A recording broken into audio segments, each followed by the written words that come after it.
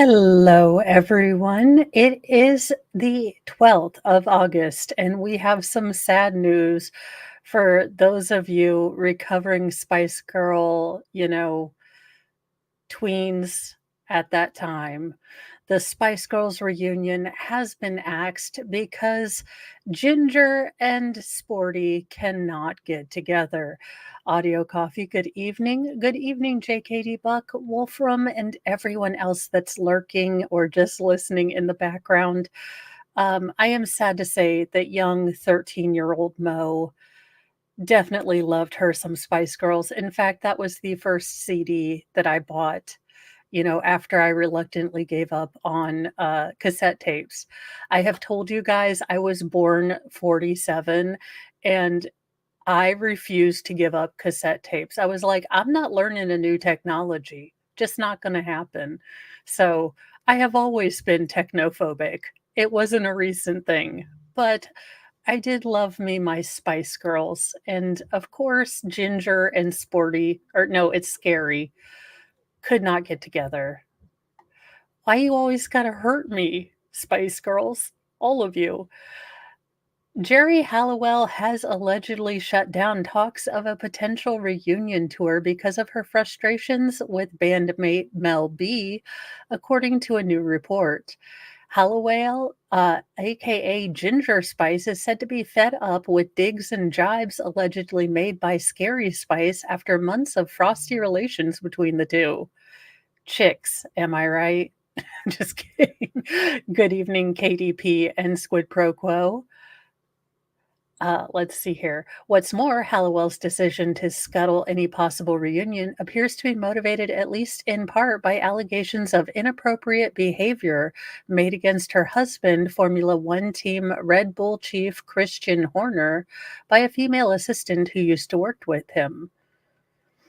Jerry has enough to deal with after all the drama with her husband's relationship with her assistant, and it's been a tough enough time. She's just lost patience with Mel and her little digs and jibes, a source told the Daily Mail. She walked away without Jerry, and it's not going to happen. In the past, she's been a driving force in the group, but she doesn't want to deal with Mel at the moment, let alone share a stage with her. The source continued, they've always had a tricky relationship, but it's gotten very messy now, and no one has been able to smooth things out between them, so it's all off again. This is what happens when you stop being a redhead. Let that anger flow, Jerry. I'm just saying, go back to red. It excuses all sorts of behavior. I'm just kidding. It does not. Although it does warn people that you might could be a little scary. I will say that I have always thought Jerry Halliwell Ginger Spice was my favorite one, so I may be a little biased just because I love redheads as chicks. The report comes just 1 week after Mel B wished Halliwell a happy birthday on her Instagram story. Happy 75th birthday, Ginge, wrote the singer, whose real name is Melanie Brown, over a photo of her and Halliwell. In the snap, it appears to be from the 1990s, and Halliwell is smoking a cigar. Some have interpreted the birthday tribute as another one of Brown's supposed digs, given that she refers to Halliwell as turning 75. In April, the ladies united with Victoria Beckham at her 50th birthday bash in London and even sang together. However, a source told The Sun Mel tried to smooth things over with Jerry at the party, but it didn't go as planned. She was laughing it off, but Jerry didn't seem interested in hearing what she had to say and wandered off. Melby and Halliwell even kept their distance when it was time for photos of the iconic girl group. When it came to taking their group picture, Jerry was as far away from Mel as possible, which was awkward to watch, a source confessed. Jerry wanted to be there to celebrate Victoria and have a good laugh with everyone, not talk to Mel about embarrassing things she said about her. Well, there you go. Yeah, I think they're Old Spice now. They're the Spice rack now. I know, that's what I'm thinking. I would be like, ladies, we're gonna get paid an F ton. Could we just stop? Think of all the, Genlennials who want to relive their 13 years and, come back. I have no idea. In sad news, the original voice of Pokemon Missy and Jessie, Rachel Lillis, has passed away at 46. Good evening, Jedi Jess. Rachel Lillis, a voice actor who starred in many Pokemon films and series as characters Misty, Jessie, and more, died August 10th. She was 46. She had been diagnosed with breast cancer in May. Veronica Taylor, Lillis's Pokemon co-star who voiced the lead character Ash Ketchum, posted a statement on X Monday morning that announced Lillis's death. It is with a very heavy heart that I share the news of the passing of Rachel Lilith on Saturday evening, the 10th of August, 2024, Taylor wrote. Rachel was an extraordinary talent, a bright light that shone through her voice, whether speaking or singing. She will forever be remembered for one of the many animated roles she played, with her iconic performances as Pokemon's Misty and Jessie being the most beloved. Rachel was so thankful for all the generous love and support that she's been given as she battled cancer. It truly made a positive difference. Her family also wishes to thank you as they take this time to grieve privately. A memorial is being planned for a future date. Lilith began voice acting in 1990s and appeared in hundreds of TV shows, anime series, video games, and more through the late 2010s.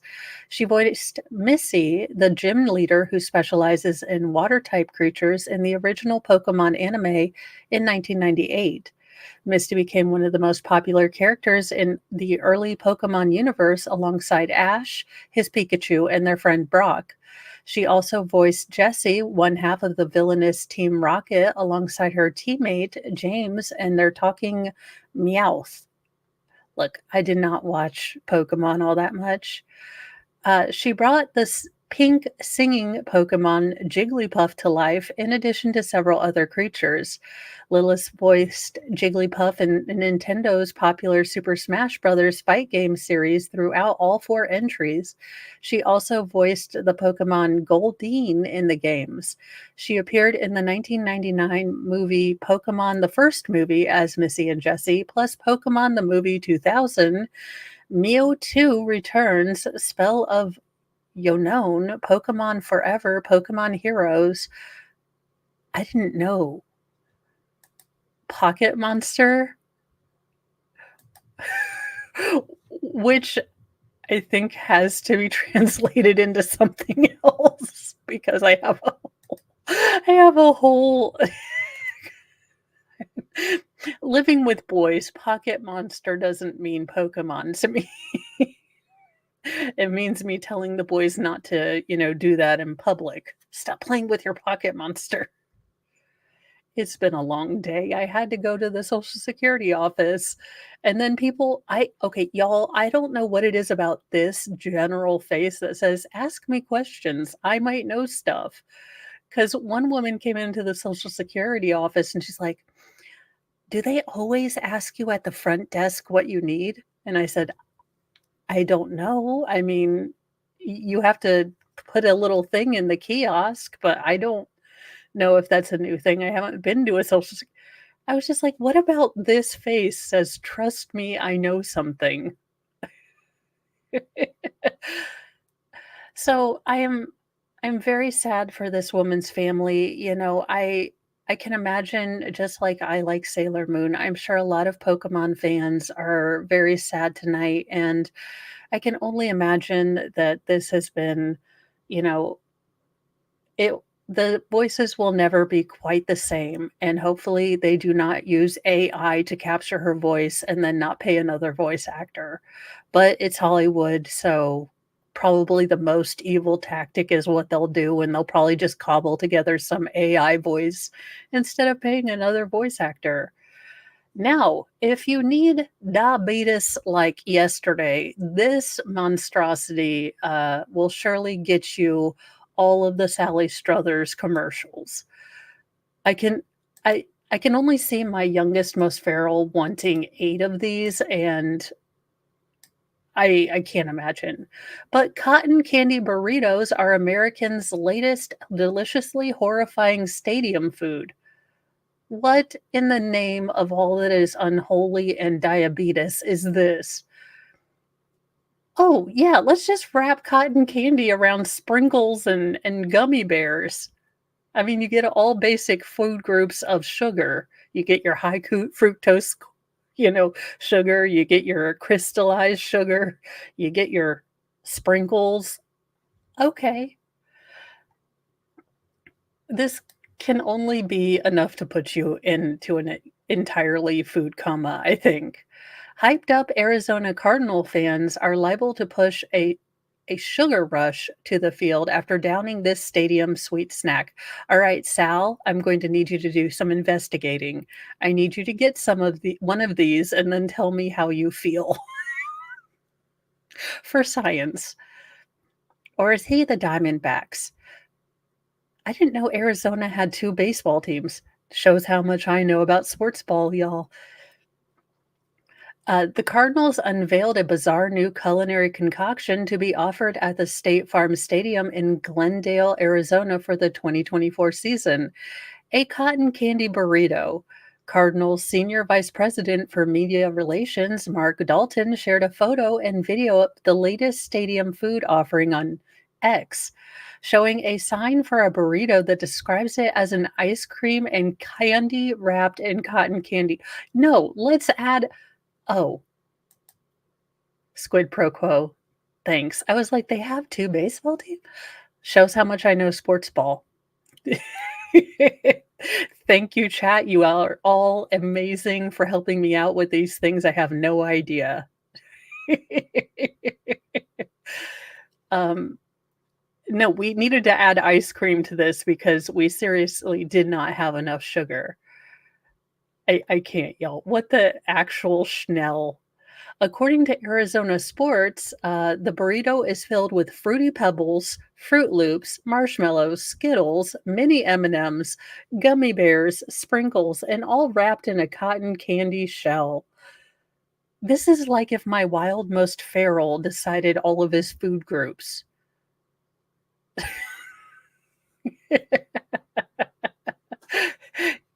Yes, we do. Probably. I could imagine eating a quarter of this and never wanting a sweet again in my entire life. Now, the Cardinals and Kraft Culinary Concepts are expecting the sugar burrito will not only satisfy your taste bud, but your Instagram followers. Well, yeah, I mean, why eat this if you can't put a picture of it on the internets to show that you ate it? I mean, pictures or it never happened. We're all aware that this is an Instagram world, Kraft Culinary Concepts executive chef Sean Cavanaugh told the Arizona Republic, adding that they believe it will be a social media favorite this season.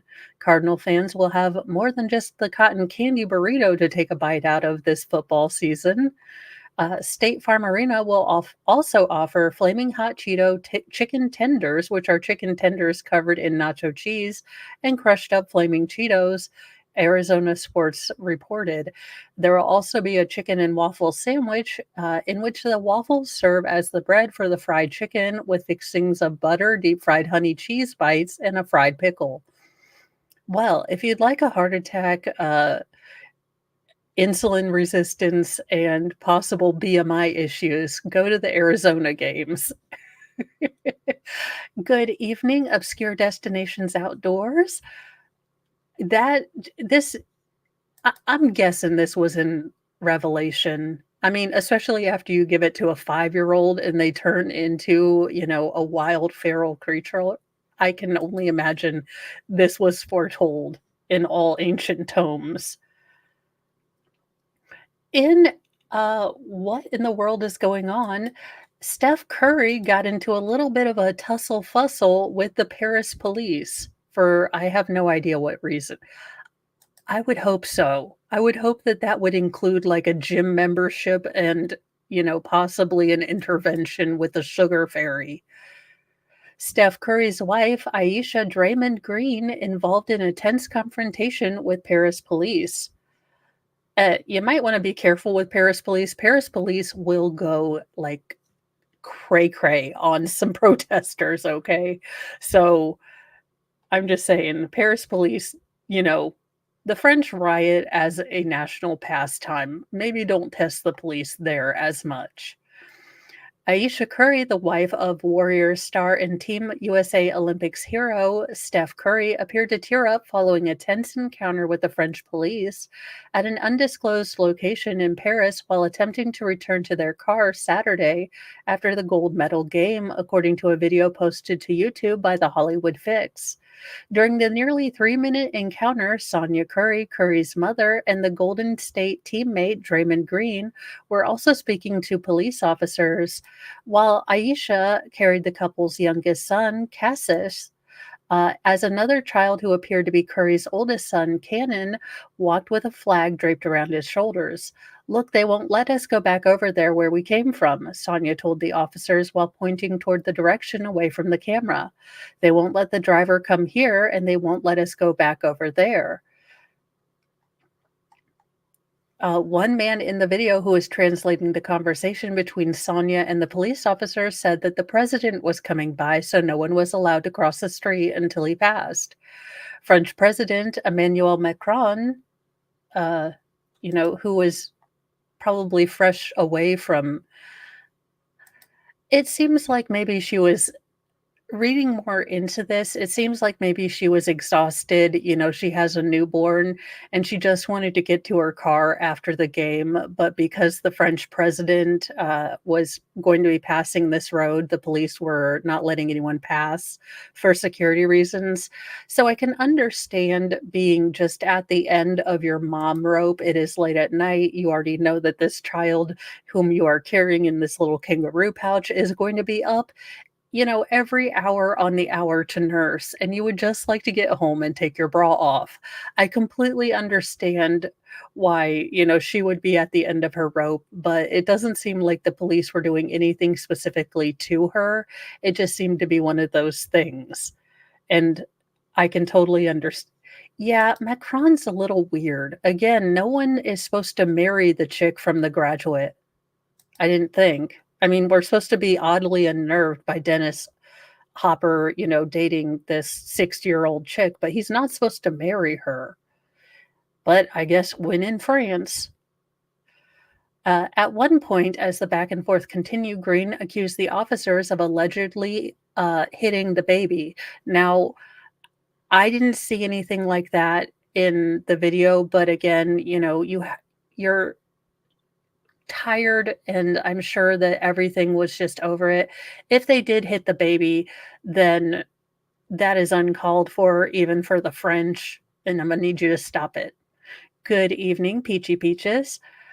It is unclear which officer Green accused of hitting the baby or whether the alleged contact had occurred during the dispute.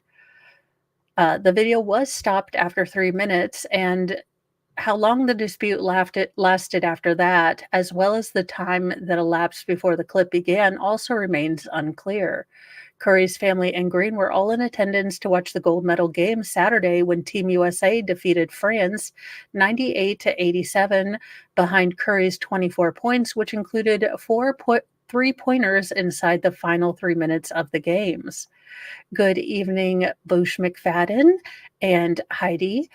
Drive safe, and thanks for listening. I've seen that from Steph a few times, but it never gets old. Team USA and Warriors head coach Steve Kerr told reporters post-game, "It's a global game with a lot of great players, but we still feel we have the greatest players. They were all so unselfish throughout this whole thing, through all the noise, all the pressure. We might be the only team in the world whose fans are ashamed of them if they get a silver medal. That's the pressure we face. But our players, and you saw Steph, they love the pressure. They appreciate the atmosphere, and they were fantastic." Aisha Curry and Curry were married in 2011, and they have 4 children. So what are you learning? You are learning that apparently when mom is done, everyone needs to listen to mom. What in the actual Lord Chippy is going on in this case? Y'all, what am I reading here? Son impersonated father on Ring camera while dad's, quote, badly decomposed body was hidden inside a chained refrigerator. I mean, with a face like this, I'm shocked. Not really. No. Again, these are people that I would profile and not go down the chip aisle in Walmart if I saw those Manson lamps. Authorities in Texas discovered a quote unquote badly decomposed body inside a chained refrigerator in a home during a welfare check on a man in his 70s who hadn't been seen for months. Bexar County Sheriff Javier Salazar said deputies responded Thursday to a home on the uh, 7th or 75th hundred block of Rustic Trail and started talking to a man who identified himself as the person they were looking for. But the deputy got a sense it wasn't him, Salazar said. Later on in the day, he was able to get in touch with some family members who said, that voice on that ring is not our father. The family held deputies entered the home where 48-year-old David Michael Gibson emerged. Deputies looked around and found a refrigerator in the garage that appeared suspicious in nature. Well, because it was chained shut and not full of Diet Dr. Peppers. Again, everyone has an outdoor garage refrigerator where all drinks go. I don't know. This is an American rule somewhere. Oh, thank you. Thank you for that pronunciation. Let's see here. Yeah, pay no attention to the chained refrigerator we have out here. It's just full of Wagyu beef. We don't want to tell you. Now, when the refrigerator was open, they did find human remains. San Antonio CBS affiliate KENS spoke to family members who said they immediately saw a human head when they opened the refrigerator and slammed it shut. Deputies had everyone leave the home to establish a crime scene. It's too early to tell if the victim was actually violently unalived, but what we have is a badly decomposed body, and it's been there for some time, as Salazar said. Gibson was taken to the Bexar County Jail on the charge of tampering with a corpse, and he remains in jail on a $250,000 bond. Family told police they hadn't heard or seen from the victim in months, and there were some indicators that Gibson had been living with the remains for some time. Gibson was allegedly cashing checks from his father's Social Security and military pension. The victim also apparently hadn't refilled prescriptions for his dad in a while. So I'm sure that they're going to look for an autopsy, look for an answer, but unless he used a sharp, tipped object that left impressions on the bone, or the hyoid bone was fractured, and they can have clear evidence of strangulation. Sometimes it's hard with decomposed bodies to explain or understand the method of unalivement. They did have 3 boxes of Arm& Hammer baking soda. I'm just kidding. No, I don't know.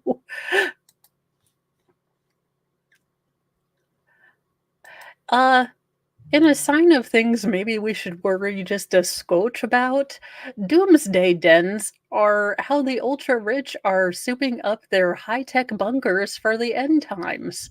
Now, I generally don't do what the ultra-rich do, but if they're all getting bunkers, I'm getting a little worried. If you're a billionaire, it's not about living large, it's about surviving the apocalypse in style.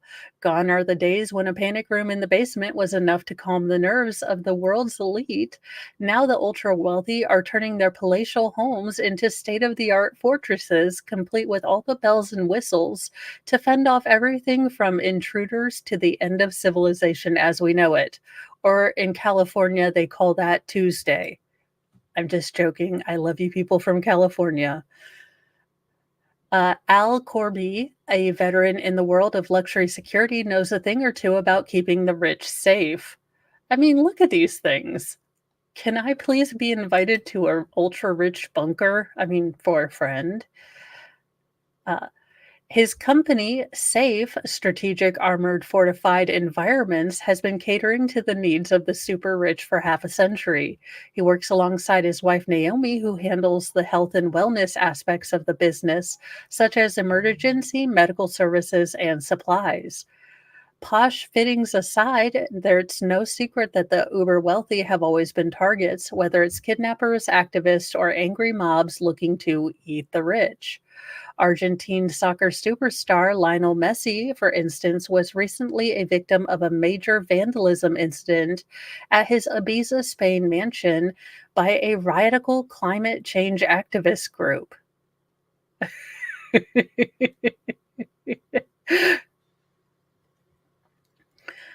The demand has always been there at the ultra high and even somewhat high net worth, but the ultra high net worth is a standard part of their fear. The king has always had a castle with a moat. In truth, in recent times, since there's been so much notoriety that has trickled downward, there has been an increase in demand.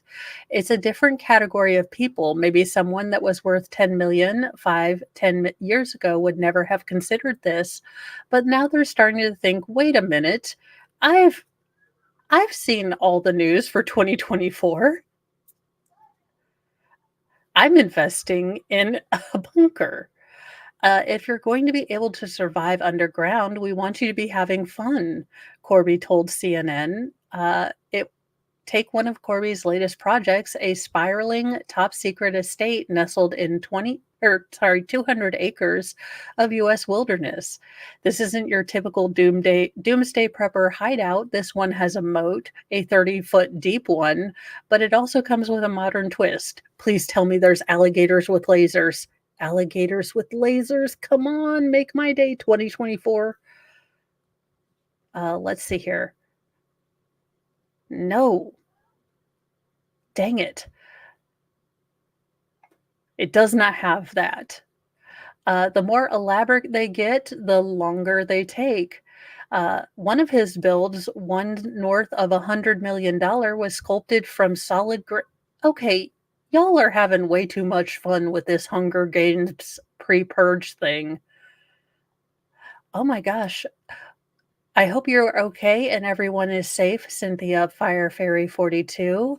Uh, Yikes. I didn't even see that yet. I was trying to keep up with everything, but I don't always get all of the news all of the time. Okay, all right, this is going a little nuts. I mean, I understand, having a bunker, but one with a bowling alley, I'm gonna need to be,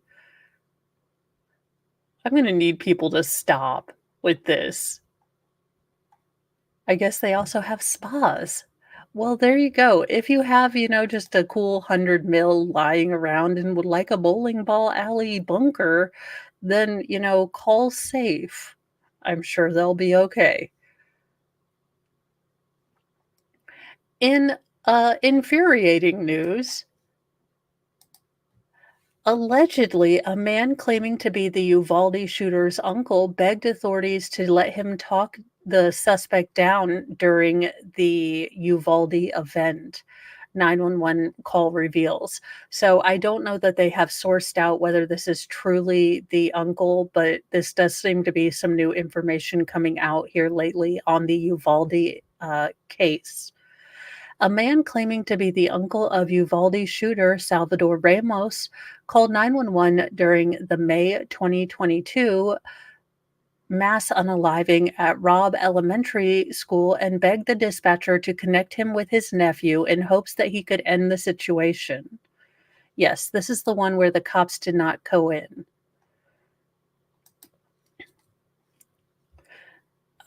Let's see here. Quote, the thing that's happening at Rob right now, he's my nephew, the 911 caller who identified himself as Armando Ramos said. I was wondering maybe he could listen to me because he does listen to me. Everything I tell him, he does listen to me.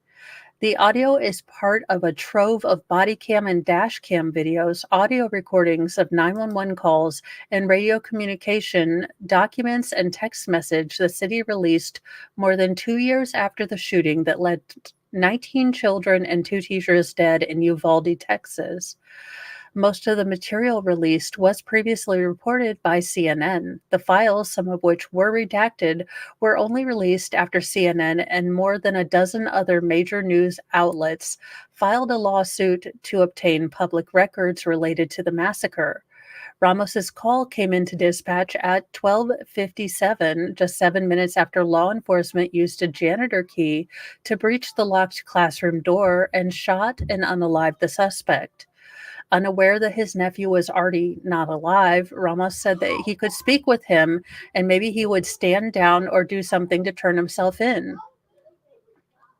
Well, Bush McFadden, I thought that they finally figured out that that door wasn't even locked.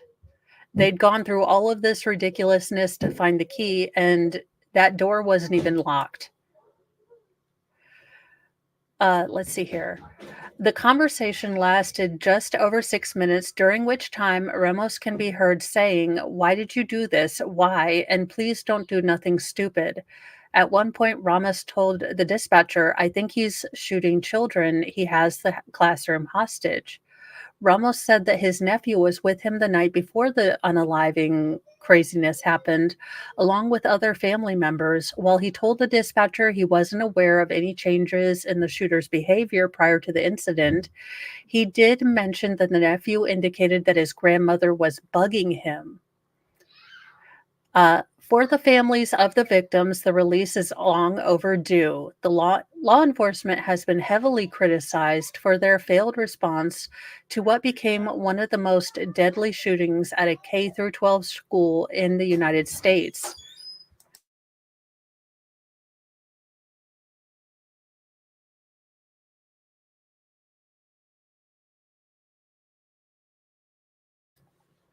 Let's see here.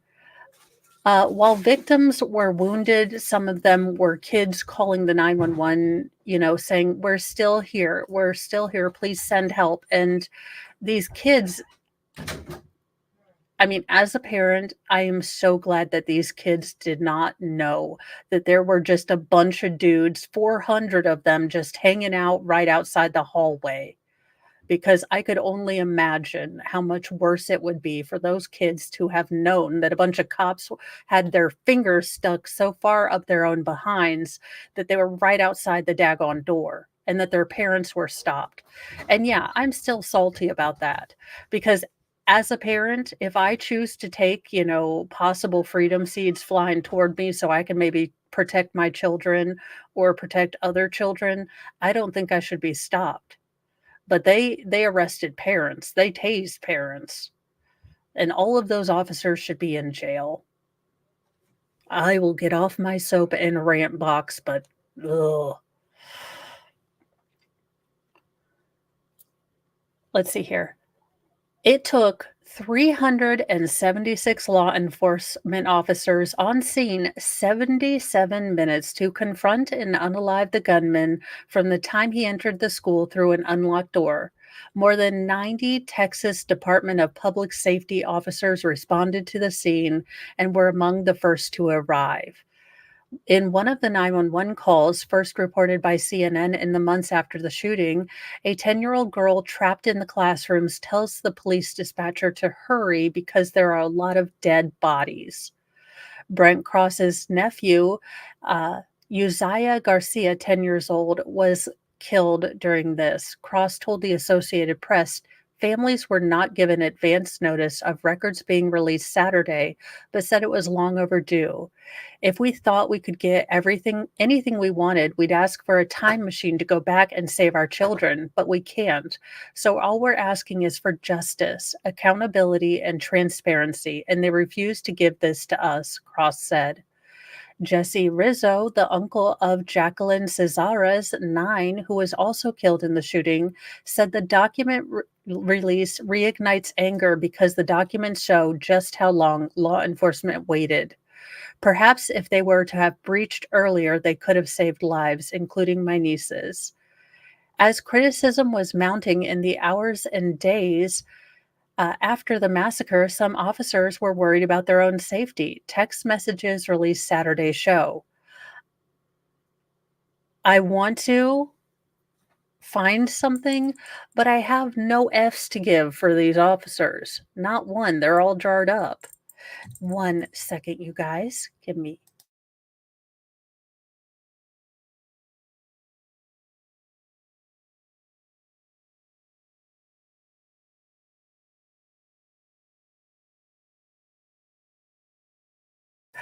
back to school means 900 forms to fill out.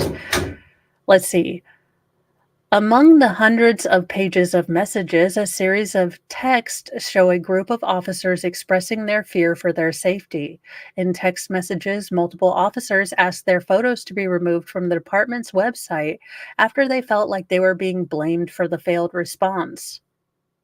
It was a failed response. You failed to respond. Blame seems appropriate. One group chat mentions the director of Texas Department of Public Safety saying the DPS director just threw everyone under the bus. Is there any way to get our pictures off the PD website for our own safety? Take the website down, one officer wrote. Well, God bless it. Don't they want their safety protected quick, fast, and in a hurry? As Jamie would say, chip, chop, chip. Oh, but, kids' safety? All righty. All righty. We'll just wait 77 minutes, but let's immediately get your paper or your photos and everything off, the website so you can be protected. And I don't want anyone to get hurt or anything, but I absolutely cannot stand the hypocrisy of this. Y'all waited. Again, there were 400 officers out there, and every single one of you had time to go get, hand sanitizer, text people, fingers directly up your behind. I don't know what the hell you were doing, but it wasn't saving people. In a news conference after the shooting, Texas Department of Public Safety Director Steve McGraw said that the on scene commander made the wrong decision and did not attempt quickly enough to breach the classroom where the suspect was. He would later say the first few officers on scene, including local Uvalde Police Department, who were seen communicating in newly released text, acted against active shooter training by initially retreating and never regaining momentum to take out the suspect.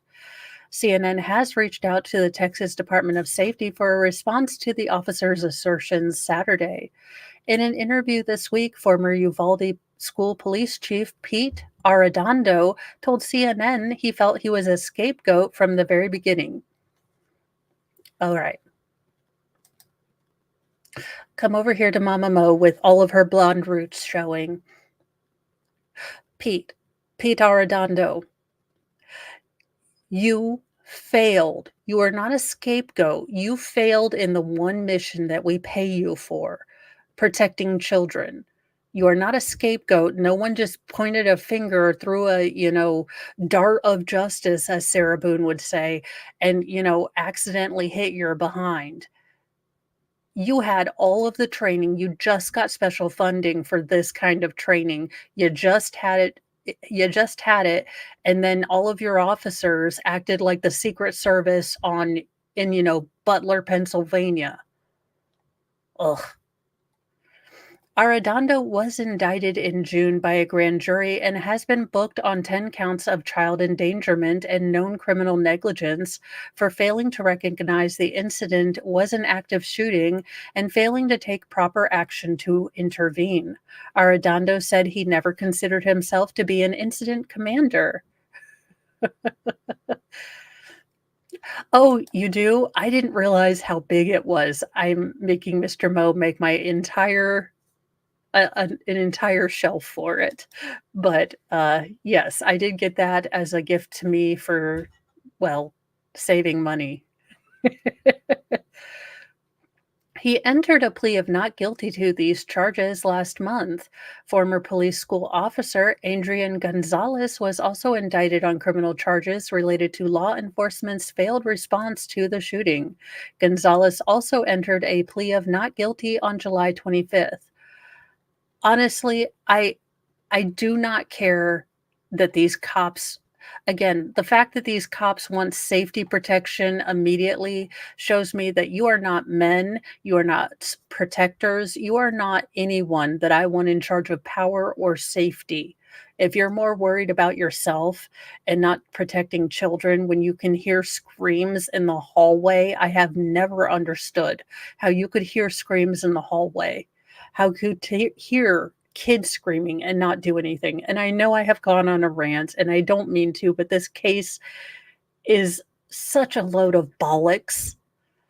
And these cops, it is just infuriating. I'm making up a word. It is maddening that these cops demand safety for themselves because they are afeared because they sucked so greatly out loud. Ugh. In happier news, if she can do it, anyone can do it. I am a wheelchair pole dancer. I won't let my disability define or confine me. I well, that is a thing. I mean, that's pretty strong if she can hold on to or hold up the cart as well. Well, there you go, Mr. Mo. I'm getting a pole. I won't let CRPS slow me down. Mr. Mo is gonna be like, "What the hell is wrong with you?" Alex or Nina Alexandrio is not afraid of taking big swings in life. Okay. As a disabled pole dancer, the millennial often takes those swings around a pole uh, with the support of her wheelchair. When I do pole dancing, I feel beautiful. Nina's a 28-year-old PhD candidate from Athens, Greece, exclusively told the Post. You know what? If it makes her feel awesome, then go on with your bad self. I just headlines that I never thought I would read. I feel free to make mistakes and challenge my body with extreme movements and poses. Viral visuals of her seated and assisted swirls around the shiny stick have scored upwards of 8.3 million TikTok clicks. I believe this dance connects you with your body completely. Okie dokie. She said, it constantly challenges you to surpass your personal limits. Nina did not choose to disclose the nature of her impairment to the Post, but says, I have always been disabled for as long as I can remember. She is a number of athletes quashing ableist prejudice around the world. I mean, okay, let's be really real. I mean, when you read the headline, you probably snicker snorted just a little to yourself because it's not a headline you would think to read or even think about. I have no problem if she wants to pole dance with her wheelchair. I think awesome for her, and that's okay. I don't have an ableist patriarchal mindset with, internalized misogyny. I just think, oh, well, that's different, but awesome for her. As most people think, we're not ableist. We're just like, I've never seen that. Much like the jocks of the 2024 Paralympics, such as paralyzed Canadian hockey player turned rower Jacob Wasserman, 24, Nina uses her talents as both a pole dancer and CrossFitter to break down barriers of exclusion into the world of sports. Ma'am, please tell me you're not going to try breakdancing next. Look, let's leave some boundaries unbroken. We already have our special, breakdancing woman. We don't need that. Pole dancing has something for everyone, said the age and eh, oh, wait a minute. 12-time world pole arts champion Greta Pontrinelli, a 70-something from California, previously told the Post that, pole dancing has something for everyone. And the age defying and gravity defying grandmother said it's a sport that takes so much flexibility and strength. And absolutely, it looks like, it takes I can only imagine if Mr. Mo were to actually put up a poll that, I would have one of those, "I ended up in the ER doing what?" That would be my 80,000,000 views with just you know, the ER doctor looking at me and me saying, "Okay, what had happened, your doctorliness?" As I was trying to do a triple Salchow underwater, reverse twist on the pole, and I suddenly realized that I have no coordination. That's what had happened. Also, gravity hates me. Uh, Nina had initially given pole dancing a swing about 10 months ago. It was quite difficult, and I thought I wouldn't be able to make it, but I was determined. Under the tutelage of instructors Diaka and Christina Pap- Papadimitriou at the House of Pole. Okay, we're looking up the House of Pole because I'm 12 and a half years old. Ugh, I don't want to sign in on Facebook. Book. Oh, well, it is in Athens, but if you would like to visit the House of Pole, uh, you can go there. Boosh.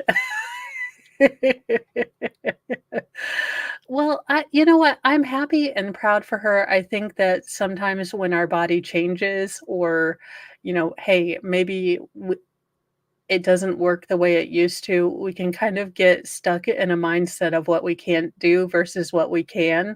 And honest to goodness, if pole dancing makes her happy, I'm fine with it. It looks like she works out and she tries to be fit no matter what. So good on her.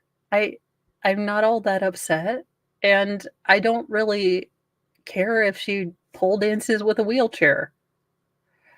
In our final story, well, money can buy you almost anything but extra time, but it will give you 6 wives. Richard Logner, Austrian billionaire who paid A-listers to be arm candy, is dead at 91 years old. Billionaire businessman Richard Lugner, who was known for paying celebrities like Kim Kardashian and Pamela Anderson hundreds of thousands of dollars to be his plus one to a lavish events, died Monday. He was 91.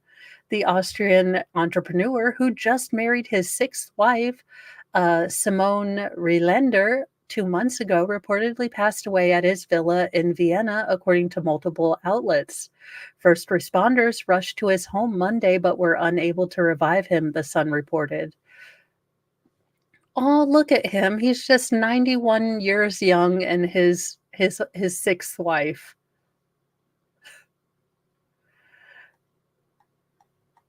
Because, that happens a lot. Austrian Chancellor Karl Nehammer mourned Lugner with a touching tribute on Monday, writing on X in a message translated from German to English. Richard Lugner was a successful entrepreneur and a dazzling personality, an Austrian original who never lost his way. May he rest in peace. I don't know. I guess it was Austria's answer to Hugh Hefner. Only I guess he was a businessman and not a, boob mag guy, but he did have 6 wives. Have a good evening, Squid Pro Quo. Hope you have a great night. The late construction tycoon tied the knot with his newest bride, 42-year-old Rensler or Relender, at a Vienna City Hall in June. The couple, who had a 49-year age gap, said "I do" in front of 50 guests and 30 members of the press. The house party actress alluded to her smexy life with Lugner, telling local media after their wedding that they had a very long wedding night and an even longer than the wedding day. I speak for humanity in general when I say, "Blick." Look, Love comes in all ages. I am sure one day I will be old and wrinkled and, still wanting to maybe have my Stella's got her groove on kinda time, but I don't wanna know. I'm not gonna tell nobody. I mean, unless they ask, and then I'm gonna tell them all the details.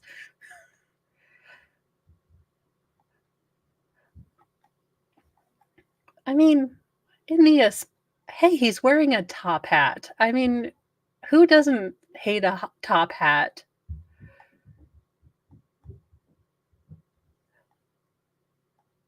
Lugner was reportedly hospitalized shortly after their nuptials after experiencing crippling back pain.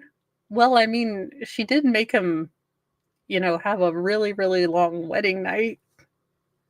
He blamed his injury on an exercise bike and had to get a daily numbing injection from pain therapy specialist. His health unfortunately continued to decline on July 12th when he was rushed to Vienna General Hospital due to a ruptured heart valve. That was one wedding night. Uh, After that health scare, he revealed that he had his funeral arrangements planned and his tombstone was already ordered. Well, I mean, I do like his type A personality. I wanted everything to be arranged. My heirs should know what to do, he told reporters at the time. Lugner revealed that Rylan had fully taken over his business operations. My wife wears the pants now. She should support me actively. From now on, we will share my work, he said, calling her the sole boss of his empire. Okie dokie. Lugner's career took off after he opened Lugner City, the seventh largest shopping center in Austria, in the 90s, and continued to expand his business from there. He also attempted to run for Austrian president in 1998 and again in 2016. The high society figure was diagnosed with prostate cancer in 2016, underwent radiotherapy to beat the illness in 2017. 3 years later, he was diagnosed with skin cancer, uh, and unfortunately, his skin cancer returned in 2021, but he was also 90 bajillion years old. The eccentric socialite was known for hosting his annual Vienna Opera Ball since 1992. The starry event attracted celebrity guests, many of whom he paid to attend, including Priscilla Presley, Sophia Loren, and Paris Hilton. Lugner shelled out thousands of dollars for beautiful women to be his date at the yearly soiree. He paid Kim Kardashian $500,000 to be his 2014 date, 150,000 for Lindsay Lohan to accompany him in 2010. We need to check how old Lindsay Lohan was in 2010.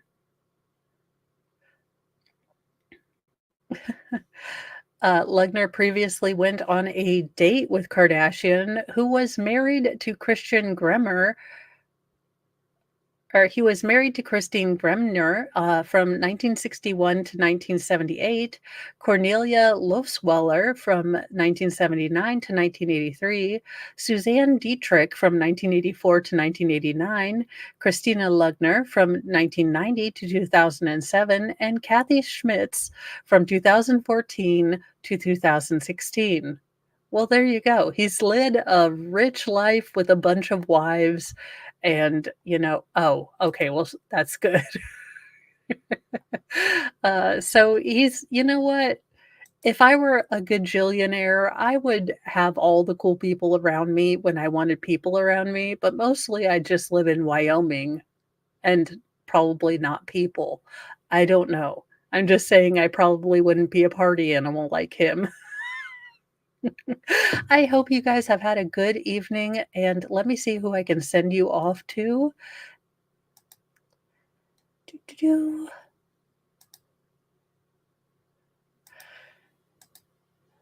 And I think I will be sending you off to Nicholas because he is continuing to explain the Young Thug trial. And oh my gosh, that has more twists and turns than, well, Jenga pretty much, or Twister, depending on what you want to do. I'm more of a Twister person, but That's what it is. Now, housekeeping things. On Wednesday around 9:30, I will be starting the, Michael Jackson Blano case versus, Michigan. This is the case that we had talked about earlier this morning where the man accused of unaliving the prominent Jewish woman, Samantha Woll, in, Detroit was actually, had the jury deadlock and acquitted on some of the higher, conviction charges. So, I wanted to watch that trial. I figured we would speed watch it since it did kind of get buried under the Karen Reed and a couple other cases. I did wanna see what made the jury, choose to be deadlocked in those. But, that is the only new thing, and then tomorrow, I will probably do a quick video or stream about the Sarah Boone body cams. Uh, oh, yes, it is the men's show tonight, uh, but I just saw Nick first, and it's been a the Social Security office is a crazy place. People are there and have no idea what they are doing. Not the workers, just people coming in, and it couldn't be easier to look at the kiosk and it says, "Sign in here." Now, why people can't figure that out, I do not know, but I became the unofficial, like, greeter and telling people to go to the kiosk. I just mom everyone. Anywho, I'm gonna get off of here and make sure that the boys did their homework, which in theory they were supposed to have done. So, good night, good evening, do your homework, and I will see you in the morning.